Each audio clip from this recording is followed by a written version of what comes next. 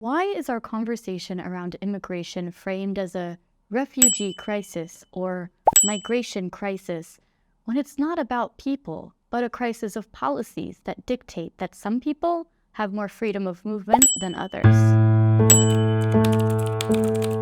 Earlier this month, the Title 42 immigration policy came to an end, and with it came sweeping changes to immigration policies that means that many of the people waiting at the border right now are in a state of limbo, not knowing if they'll have the right to apply for asylum in the United States or if they'll have to go somewhere else. Republicans and people on the right are blaming Biden for having an open-door policy at the border. Meanwhile, Democrats and people on the left are complaining that these policies mean that Biden is no different than Trump.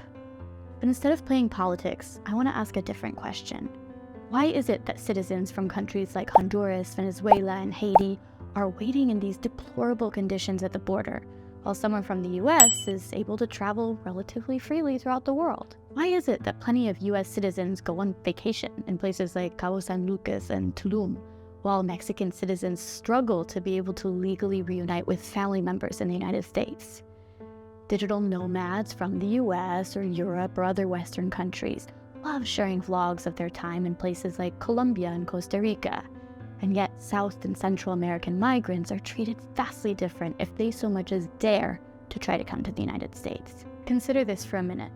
So many people in the United States have a story of a family member, whether it's their parents or their great-grandparents or their great-great-grandparents, who immigrated to our country. We love to share and celebrate these success stories of people who were brave enough to leave everything behind and build a new life from scratch. So with these stories in mind, I invite you to ask yourself, what is so different about our parents, our grandparents, or great-great-grandparents and the people that are waiting at the border right now? They have the same bravery, the same valor, but the only difference is that they are subject to different policies.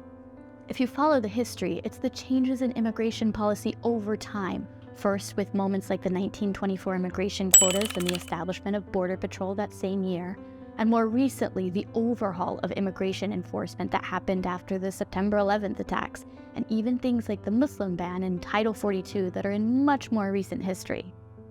We talk a lot about the root causes of migration or how to cope with the economic impact of newcomers. But what if we talked about who these people could be instead? What if we applied that same celebration of so many of our family stories to the new immigrants who are arriving today and facilitated them not only to come, but to get settled and start thriving in the United States instead? We might see that migration is not a strain, but a fuel to help our country prosper and give people the safety and security to know that they can be with their families in a country that's actually safe.